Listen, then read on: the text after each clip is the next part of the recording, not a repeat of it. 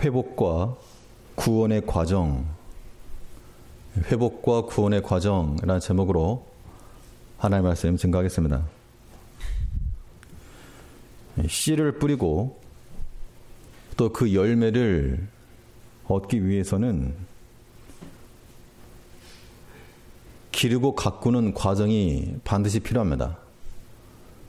내가 씨를 뿌렸다고 그 다음날 열매 얻는 게 아니고 그 중간 과정, 그 자라는 과정을 통해서 결론에 도달하는 겁니다. 바꿔 말하면 우리가 무엇인가 결론에 도달하고 싶다 그럴 때에는 열매를 맺고 싶다 그럴 때에는 이 중간 단계의 과정이 실행되고 있는가 그것을 살펴봐야 됩니다. 예전에 어떤 사람이 다이어트를 하겠다고 매일같이 거울 앞에 서서 보니까 이놈의 살이 안 빠지더랍니다. 그래서 그 사람에게 충고하기를 매일 거울 앞에 서서 체중계에만 올라가지 말고 매일 그것만 체크하지 말고 매일매일 적당한 운동을 하고 있는가 그걸 체크해봐라. 당연히 그 과정 없이 이 결과만 얻으려고 하니까 얻을 수 없다는 겁니다. 우리가 이 회복과 구원에 이르기 위해서도 이게 하나 열매라 그러면 이 열매를 위한 중간 과정, 낙담돼 있고 침체에 빠져 있는 우리가 회복이 되고 큰 환난과 고난 가운데 있는 우리가 구원함에 이르기 위해서도 그 과정이 필요하다는 겁니다. 사람이 아파서 병원을 가게 되면 치료를 받지만 가자마자 수술실 들어가지고 칼로 찢고 그런 거 아닙니다. 이 사람의 상태가 어떠한가? 먼저 치료하기 전에 진료부터 하죠. 그래서 이 사람의 상태를 살핀 후에 치료 들어가는 것처럼 우리 영혼의 회복과 구원을 위한 그 치료 이전에 우리는 진료가 먼저 선행되어야 됩니다.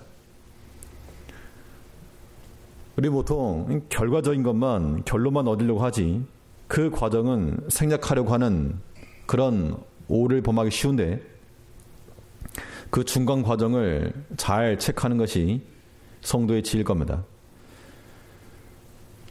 그러면 이 회복과 구원을 이루기 위해서 우리가 어떠한 과정들을 거치고 또 어떠한 중간 단계들을 우리가 확인해 가야 되겠는가?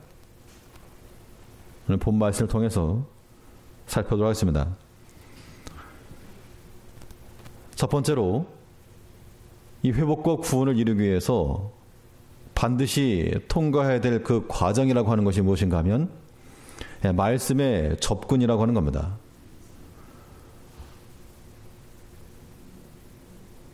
하나님께서는 자신의 모든 일을 이루실 때 그 능력의 말씀으로 행하신다 그랬습니다. 하나님 말씀 자체가 능력이기 때문에 그 말씀이 씨앗이고 열매이며 또 하나님이 보내신 그 말씀 자체가 구름이요 또 내리는 비가 되는 겁니다.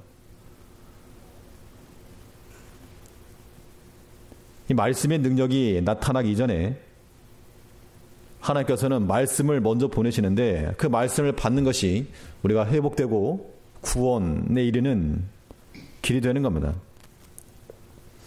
오늘 본문에서는 이스라엘 백성들이 또 하나님 앞에 행악을 한 후에 이번에는 이 미디안의 손에 압제를 당했다 그랬습니다. 그동안 몇 차례의 사이클을 통해서 범죄하면 하나님이 심판하시고 회개하면 구원하시고 이런 순서가 있었는데 근본 미디안의 압제는 그 앞선 다른 압제보다 더 심하고 혹독했다는 겁니다. 그래서 이스라엘 사람들이 이제 거할 수가 없어서 산에 들어가 숨고 굴을 파고 숨고 이런 지경에 이르렀는데 그제서야 이 백성들이 자기들이 하나님 앞에 행악한 것을 깨닫고 부르짖었다라고 말하고 있습니다. 7절 말씀 보니까 이스라엘 자손이 미디안을 인하여 여호와께 부르짖은 고로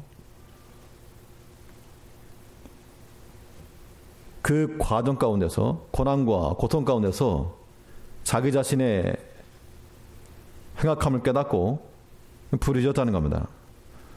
이제 환자가 아파가지고 병원 간 겁니다. 그러면 하나님께서 어떻게 치료하시는가? 치료하기 전에 어떠한 과정을 지키셨는가? 이 백성들에게 한 선지자를 보냈다라고 말씀하고 있습니다. 8절에서 여호와께서 이스라엘 자손에게 한 선지자를 보내사 그들에게 이르되 이스라엘 하나님 여호와의 말씀에 내가 너희를 애굽에서 인도하여내며 너희를 그 종되었던 집에서 나오게 하여 8절에서 두 단어만 고르면 한 선지자를 보내셔서 말씀하셨다 그 얘기입니다. 미디안의 압제 가운데 고난받고 있다 그러면 당연히 무엇을 기대할 것인가 하면 즉각적인 독립이겠죠.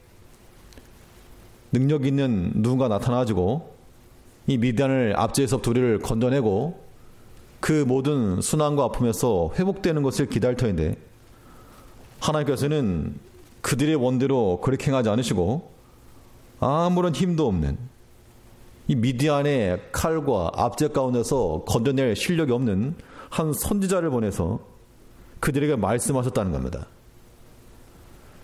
어떻게 보면 그들이 처한 현실을 해결하는 도무지 유익이 되지 않을 법한 그런 현실적 방법이었지만 하나님께서 그들에게 주실 수 있는 최고의 현실적 방법이 또한 이거였다는 겁니다.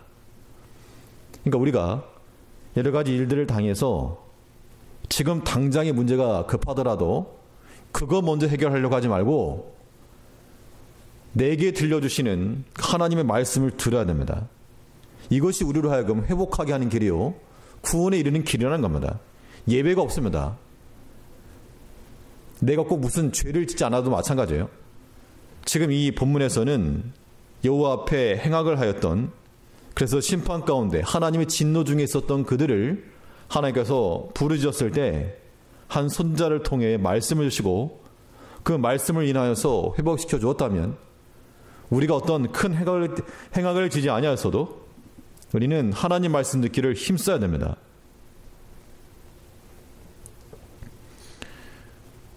보냄받은 선지자의 말이라고 하는 것이 하나님은 아닌데, 사람이긴 하겠지만 이름도 나오지 않죠.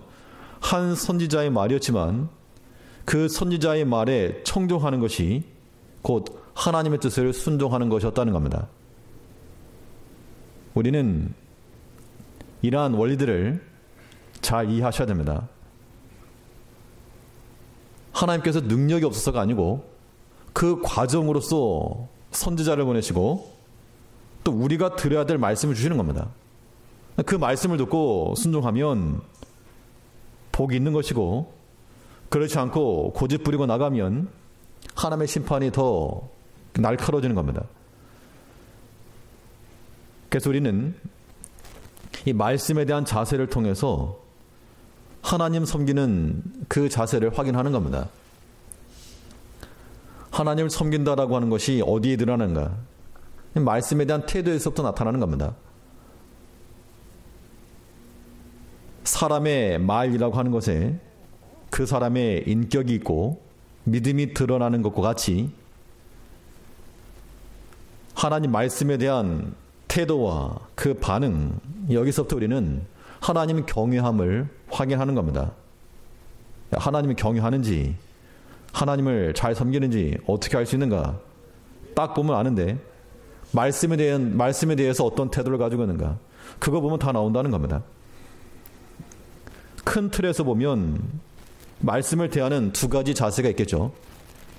이 두 가지 자세가 있는데 그 결과는 사뭇 달랐다는 겁니다. 성경에 보면 대표적인 예가 나옵니다. 그 자신의 행악에 대해서 하나님께서 한 선지자를 보내가지고 깨닫게 하셨습니다. 어떤 이야기를 해주니까 어떤 사람의 집에 양이 아주 많은 그런 집이 손님이 찾아왔는데 그 사람이 자기 거 아까워가지고 옆집에 있는 양이 한 마리밖에 없어가지고 자기 가족같이 생각하는 그거 잡아다가 손님을 대접했습니다. 이 말을 듣고 그 사람이 분기가 탱천해가지고 이런 사람이 우리나라에 있다니 이건 살려둘 자가 아니다. 그러니까 그때 선지자가 하는 말이 당신이 그 사람이라. 다윗이죠.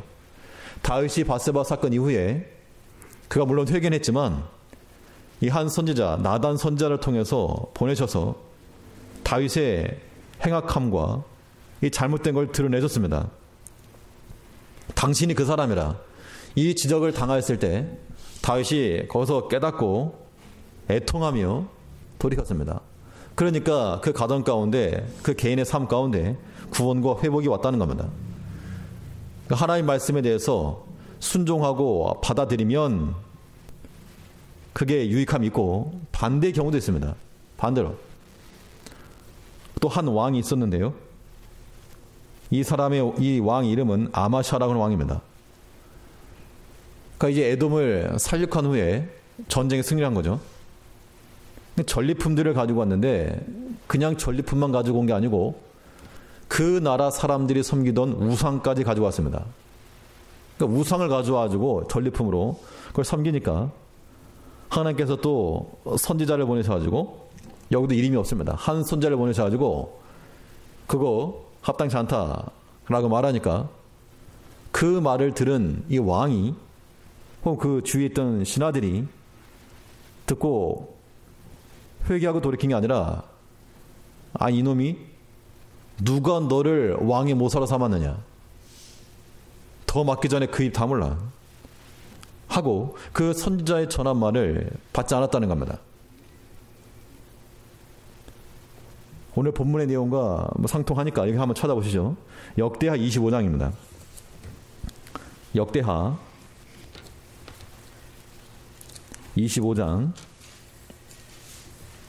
14절 구약성경 690조 구약성경 690조 역대하 25장 14절에서 14절 말씀부터 16절까지를 보시면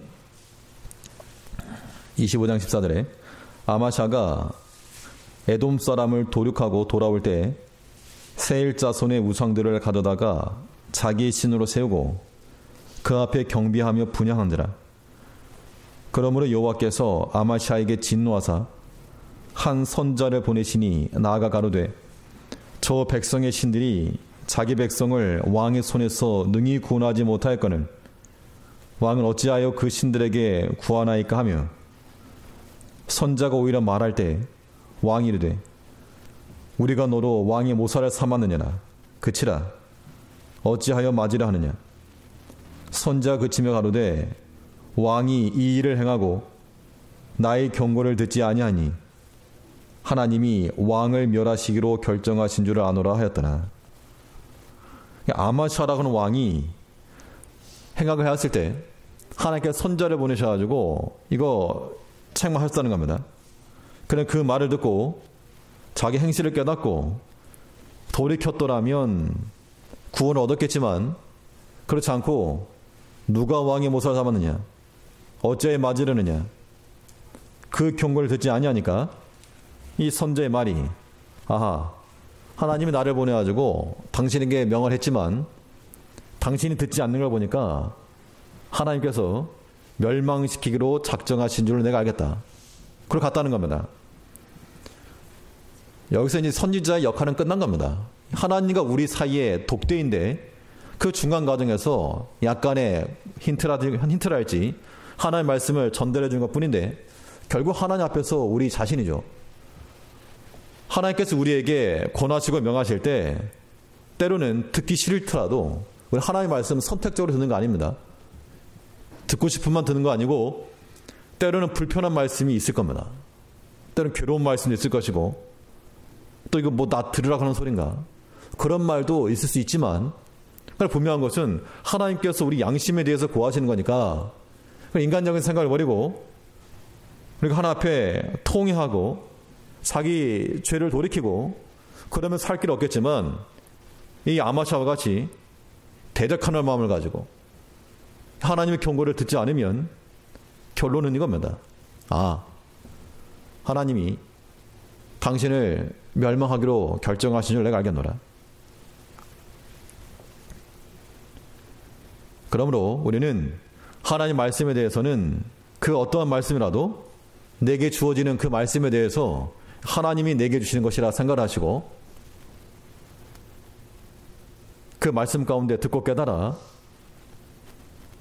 구원함과 회복함 가운데로 우리가 들어가야 됩니다.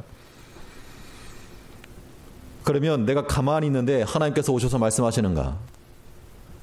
우리가 하나님 말씀에 접근한다고 할 때에는 어떤 가만히 서 있는 그런 게 아니고요. 말씀을 향한 이 능동적 자세가 필요한 겁니다. 하나님께서 이 선지자를 보내셔서 말씀도 하시지만 듣는 사람이 자신의 발걸음을 하나님께로 향하지 않으면 들을 수 없는 겁니다. 그때 우리는 성도님들께서는 이 죄의 전을 향한 간절함을 가지셔야 되고 하나님의 전을 사모하는 마음을 가지셔야 되고 또 말씀 듣고자 하는 그런 기대감이 있어야 됩니다. 물론 사람이 하는 말이라 때로는 사람이 하는 것이기 때문에 인간적인 것이 보일 수 있을지도 모르나 그러나 하나님 말씀에 기초해서 성경의 증거를 받는 대로 그 말씀을 전하면 그 하나님의 말씀인 겁니다. 그래서 그 말씀을 듣고 우리 영혼이 좀 더 강건하기를 소망할 때 그 사람이 복이 있는 것이지 그렇지 않으면 하나님께서도 방법이 없는 겁니다. 어떻게 해야지 그럼 이 고칠래? 두 손에 막대기를 들고 나갈 것이냐? 아니 하나님의 말씀을 듣고 고칠 것이냐? 선택은 우리에게 있는 겁니다. 이제 우리가 하나님의 말씀을 향하여서 나갈 때라야만이 우리의 회복과 구원함이 일어나는 겁니다. 통로가 막히면 어떡하는가? 말씀의 통로가 막히면 어떡하는가?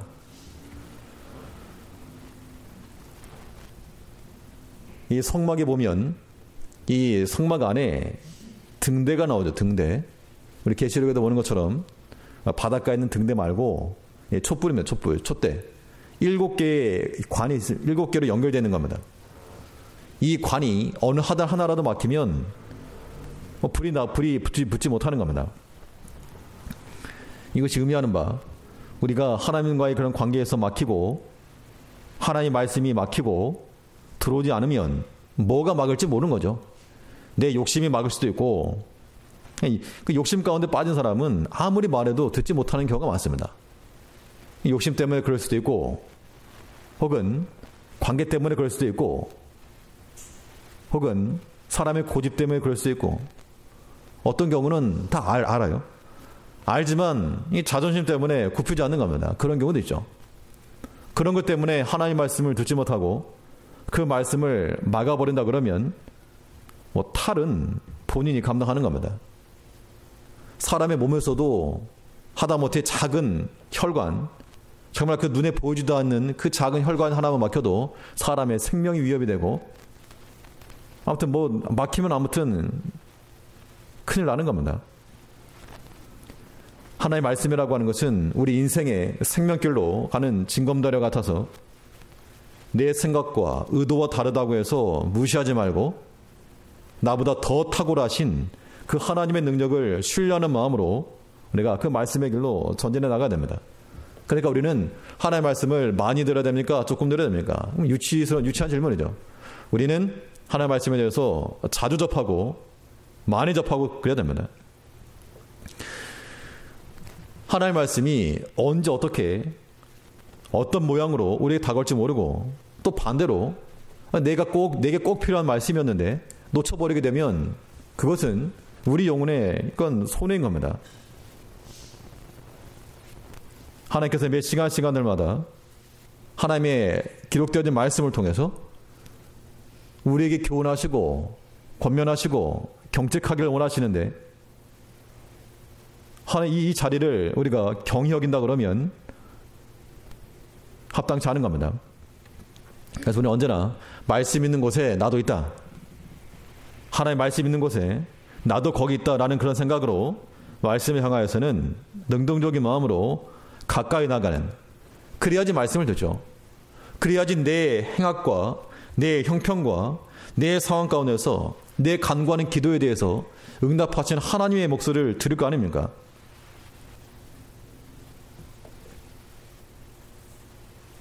이 미디안의 압제 가운데서 그들은 금방이라도 고쳐주길 바랬지만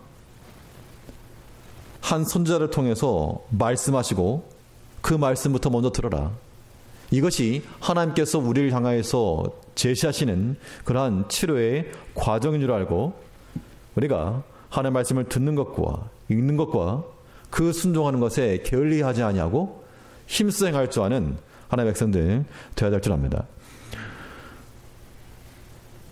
두 번째로 생각해 볼 수 있는 것은 이 회복과 구원을 이루기 위해서 어떠한 과정들을 거쳐 나갈 것인가. 둘째로는 하나님 은혜에 대한 기억이 필요합니다. 하나님 말씀을 듣고 나서 듣는 것 자체가 목적이 아닌 거죠. 그 말씀을 듣고 나서 어떻게 할 것인가. 듣고 나서 우리 마음 가운데 하나님의 은혜가 상기가 되고 또 하나님의 능력과 사랑과 우리를 향하신 그 인자하심 가운데 우리가 이르러야 됩니다. 그래서 하나님께서 베푸셨던 그 은혜들을 기억해내는 것, 이것이 회복의 지름길이라고 하는 겁니다. 이 미디안 사람들에 의해서 고난받고 있을 때 하나님께서 그 현상을 고쳐주시려고만 하신 것이 아니고 한 선지자를 통해서 어떠한 말씀을 주셨는가, 그 내용이 중요한데요. 어떠한 말씀을 주셨는가 하면 옛날 일 얘기하고 있습니다. 벌써 몇백 년 전의 일을 이야기하면서 하나님께서 그 애굽 땅에서 너희를 건져내셨다. 이 크고 두려운 광야를 지나게 하셨고 이 땅을 얻게 하지 아니하셨느냐. 그거 한번 생각해 봐라. 그 이야기인 겁니다. 선자를 통해서 말씀하시고 그 말씀으로 인하여 옛 은혜, 옛 신앙을 다시 기억나게 하셨고 그 믿음을 의지해서 회복이 이른다는 겁니다. 우리 9절부터 10절을 보시면 본문 9절에서 8절부터 다시 보시면요.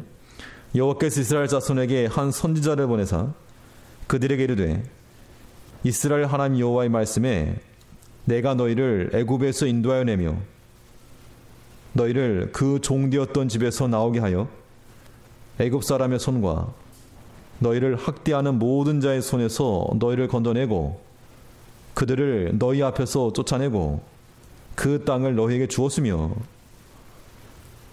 그러니까 예전에 하나님께서 모세를 통하여 여호수아를 통하여 또 사사들을 통해서 너희 가운데 행하셨던 그 하나님을 기억해내라, 그 이야기입니다.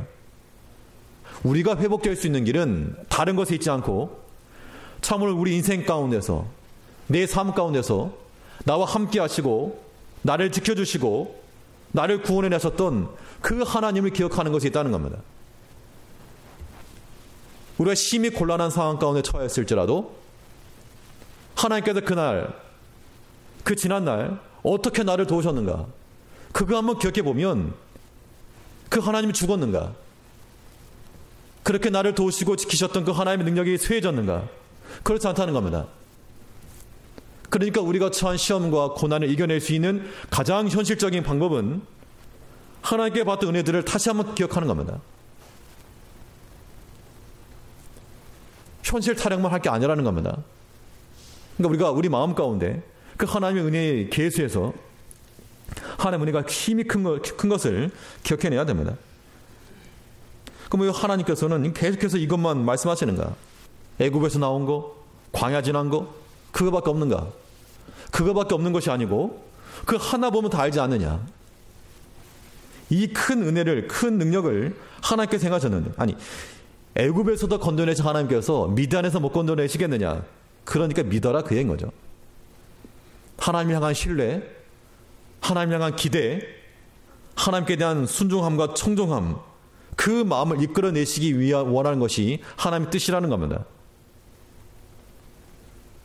우리는 여전히 어린 아이와 같아가지고 지금 당장 손에 가시 찔린 거 이거 빼달라고 하지만 하나님께서는 이 가시 찔려서 아픈 거 그게 문제가 아니고 네 생명이 내게 달렸다. 내가 너에게 생명을 줬고 죽고 사는 문제가 내게 있다. 그 하나님 인정하고 그 하나님 믿으라는 겁니다. 우리 가운데 여러 가지 육신의 곤란함과 혹은 큰 기도 제목을 가지고 기도하시는 분들이 계실 것이지만 하나님 앞에 간절히 간구하기 전에 우리는 어떤 마음을 가져야 되는가?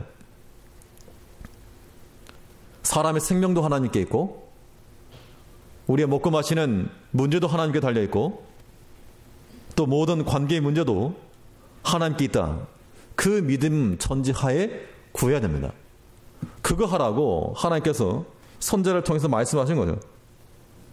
너네가 하나님 앞에서 생각하던 거 그거 그냥 없이 하고 건져달라고만 하지 말고 그 말씀 의지해서 한번 돌이켜봐라. 하나님이 지난날 너에게 그 은혜를 베푸셔서 젖과 꿀이 흐르는 이 땅을 얻게 하셨는데 너희가 행한 그 보답이 무엇이냐? 참으로 하나님을 사랑하고 하나님 은혜에 대한 보답이 이것이냐?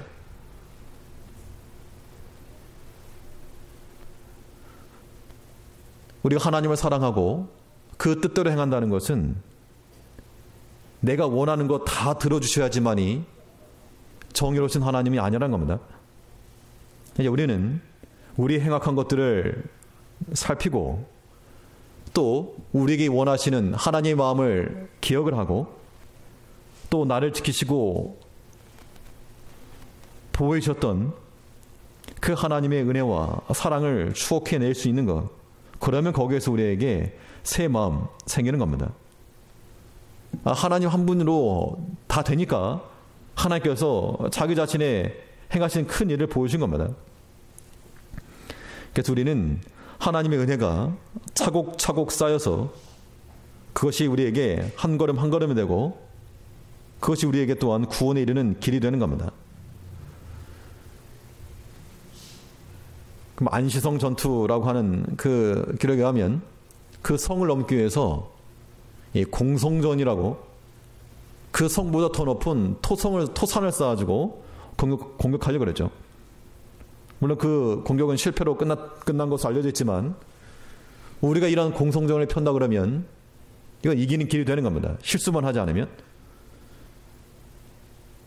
세상의 시험과 고난이 높은 성과 같을지라도 하나님의 은혜로 하나씩 쌓아 올려서 그러니까 다 끄집어내야 됩니다. 하나씩 잊고 있었던 거, 생각지도 못하고 있던 거, 이것도 하나님 은혜였고 저것도 하나님 은혜였고 그걸로 쌓아 나가서 우리가 처한 모든 시험과 난관 이겨낸다는 겁니다. 나를 지켜주셨던 하나님께서 또한 나를 지키실 하나님입니다. 그 하나님이에요. 그러니까 우리 기도할 때 사실 염려가 되고 불안함이 드는 게 인간의 마음이지만 그 하나님이라는 겁니다. 그러니까 하나님 능력 기억해내라. 예전에 정말 그 어려운 순간에 하나님께서 기가 막힌 그런 타이밍으로 우리를 구원해내신 거 그거 기억해라. 그러면 하나님께서 너희 지키실 거 뭐 불안할 거 없다 그 얘기입니다. 바울은 그러한 믿음을 가졌던 사람이었는데 고린도후서에 보면 그가 이같이 큰 사망에서 우리를 건지셨고 또 건지시리라. 또한 이후에라도 건지시기를 그를 의지하여 바라노라. 그러니까 여러 가지 큰 시험에 빠졌는데 그것을 이겨냈던 이유가 무엇인가 하면 하나님께서 우리를 건지셨다. 또 건지실 것이다. 이후에라도 건져주시기를 내가 그를 위해 인하여 바라노라. 그 하나님이 그 하나님이라는 걸 알았다는 겁니다.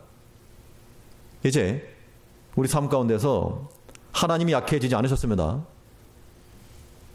우리가 그 시험 가운데 무너지지 말고 어떠한 것일지라도 내가 감당할 수 없는 큰 시험 그러니까 우리 하나님 앞에 간구하고 의지해야죠.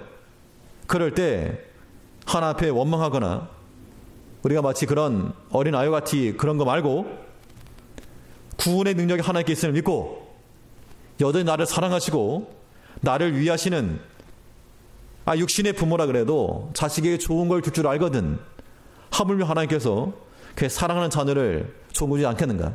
그 믿음을 가지고 모든 걸 합력하여 변하여 선을 이루실 하나님 믿고 하나님 앞에 간구해야 됩니다. 그러면 나를 강건케 하셨던 그 하나님의 은혜가 우리 앞에 있는 고난과 시험 이겨내가는 겁니다. 이겨내야 됩니다.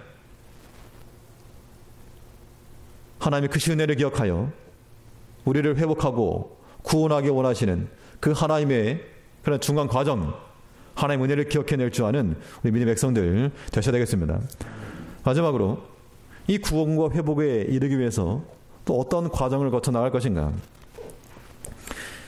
단계적이라고 볼 수 있겠습니다만 하나님의 말씀을 듣고 또 하나님의 은혜를 기억해냈으면 그걸 끝이 아니고 이제 마지막으로 병원 가가지고 의사를 면담하고 현재 상태가 이렇습니다. 그 말을 듣고 이제 치료실에 들어가가지고 간호사가 주사기 끝에다가 약을 넣어왔습니다. 그런다고 해서 낫는 게 아니죠. 엉덩이를 치고 따끔거리는 그 고통과 아픔이 뿜어낼 때 그 약물이 내 속으로 들어와야지만이 거기서 회복이 일어나는 겁니다. 결국 우리가 또 어떤 과정을 놓치시면 안 되는가 하면 이 회개라고 하는 건 과정이죠. 이 회복과 구원을 이루기 위해서 회개를 촉구하시는 하나님 음성을 또 들어야 됩니다. 모든 말씀은 우리에게 은혜로 다가올 것이요, 그 은혜의 말씀을 우리가 은혜로 붙잡는 것은 하나님의 말씀이 내 양심에 따끔거리고 또 우리 내 영혼을 따끔하게 하고 또 우리 잘못되었던 모든 행실을 따끔하게 해서 이것이 실질적으로 회복이 되고 고쳐나가야 한다는 겁니다. 그것이 성경에서 말하는 상한 심령이요 애통하는 마음인 거죠. 우리가 하나님 앞에서 간절함을 가지고 눈물 쏟는 거, 이런 것들이 따끔하는 겁니다. 이것이 우리가 회복에 들어갈 수 있는 이 지름길인 겁니다. 하나님께서 우리에게 궁극적으로 요구하시는 것은 참된 회개에 있습니다. 깨닫고 돌이킬 때에라야 하나님의 진노가 멈추고 또 하나님의 은혜가 지속적으로 공급되는 겁니다. 우리 보면 10절 말씀을 보니까 10절에서 내가 또 너희에게 이르기를 나는 너희 하나님 여호와이니 너희에 거하는 아모리 사람의 땅의 신들을 두려워 말라 하였으나 너희가 내 목소리를 청종치 아니하였느니라 하셨다 하니라. 이 마지막 9절 말씀을 보면 너희가 내 목소리를 청종치 아니하였다. 그러니까 회개하고 돌이켜라 이야기인 거죠. 우리가 하나님의 말씀도 알고 또 하나님의 능력도 알고 항상 신앙 고백을 하고 하지만 이것이 우리에게 마치 주사바늘과 같이 우리를 찌르지 못하고 겉돌면 그거는 회복될 수 없는 겁니다. 때로는 하나님의 말씀이 우리에게 아파야죠. 우리의 잘못된 것을 찔러야 되니까. 또 우리의 고집을 깨뜨려야 되니까 그거 아픈 겁니다. 그러나 그 상함 없이 구원과 회복 있을 수 없습니다. 하나님께서 그의 사랑하는 백성들, 이 젖과 꿀이 흐르는 땅 하나님께서 그들에게 주었는데 왜 다시 압제케 하시고 그들로 하여금 고난받게 하셨는가? 돌이키게 하려고. 부모님들이 사랑하는 자녀들을 가르치고 권하실 때 그냥 고통받는 것이 즐거워서 그런다 그러면 그건 정신이 이상한 사람입니다. 하나님이 그러실 리가 없기 때문에 우리에게 뭔가 고난과 고통을 임하게 되었다면 우리는 우리 자신을 돌이켜봐야 됩니다. 만약 아무런 잘못이 없다. 내가 잘못한 것이 없는데 어떡하는가? 그래도 우리는 우리 자신을 살피고 정말 양심에 거리낀 게 없으면 하나님이 더 좋은 걸 주려고 그러는가 보다. 그런 믿음으로 반응할 때 우리가 이 구원과 회복함에 이른다는 겁니다. 근데 이 회개라고 하는 것이요, 하나님의 말씀을 통해서 찔림을 받고 우리가 권면을 받고 돌이키는 거, 이거 중요합니다. 또 때로는 이 다른 사람에 의해서 뭐 사람의 말 듣고 싶지 않으실지라도 때로 사람을 통해서도 우리가 말을 들을 수 있습니다. 그러면 그것이 또 돌이킬 수 있는 그런 근거가 되어야 됩니다. 그런데 아무리 좋은 거라 그래도 남이 말한 걸 하려고 그러면 그거 다들 싫어하시니까, 그러니까 타인에 의하지 않고 자발적으로 자의적으로 회개함에 이룰 수 있어야 되겠습니다. 물론 이러한 일들이 쉽게 일어나지 않겠지만 우리는 누군가가 지적을 하고 또 책망을 하고 그래서 회개한다 그러면 여전히 어린 단계인 겁니다. 장성한 자들은 본인 스스로 깨닫는 겁니다. 본인 스스로. 하나님께서, 성령께서 우리 안에 내주하시기 때문에 걸리는 거죠. 양심의 거리낌이 있다는 것은 뭔가 우리가 돌이켜야 될 게 있다는 겁니다. 하나님께서 그 선자를 통해서 말씀하신 것과 같이 우리 양심을 통해서 말씀하실 때 이거 회개하고 돌이켜야 되겠는데 계속 그냥 밀고 나가는 겁니다. 누가 이기나 보자 하고. 그러면 짧게 끝날 것도 더 길게 가는 겁니다. 우리가 때로 부족함이 있고 잘못함이 있어서 회개할지라도 아파서 병원에 입원하더라도 그냥 하루 이틀 있다 나오는 게 낫지, 뭐 1년 2년 오래 끄는 거, 이거 본인에게 유익함이 없다는 겁니다. 하나님께서 말씀하시고 그 능력을 깨닫게 하시고 우리에게 회개를 촉구하시는 것만큼 난 죄가 없습니다 그러지 말고 난 잘못한 게 한 개도 없습니다, 그런 교만이 어디 있습니까? 사람이 다른 사람들 잘못한 거 부족한 거 찾으라 그러면 금방 합니다.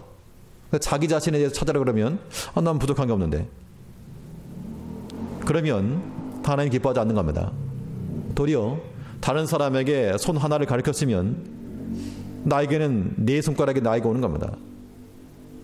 그래서 우리 자신의 잘못을 깨닫고 부족함을 깨닫고 하나 앞에 행악하였던 것들을 돌이키고 하나님이 내게 말씀하신 그 말씀을 귀히 여기며 그 선자의 말을 청종하여 말씀에 대한 자세는 하나님을 섬기는 자세라 했으므로 그 말씀에 대해서 거역하지 말고 아마샤와 같이 대적하지 말고 그대로 순종하고 받아들여서 나를 사랑하시고 내게 은혜를 채우시는 그 하나님을 의심하지 말고 우리의 잘못된 것들은 바로바로 회개하여서 하나님이 기뻐하시는 그런 삶을 살아가는 우리 제일교회 모든 성도님들 되시기 바라겠습니다.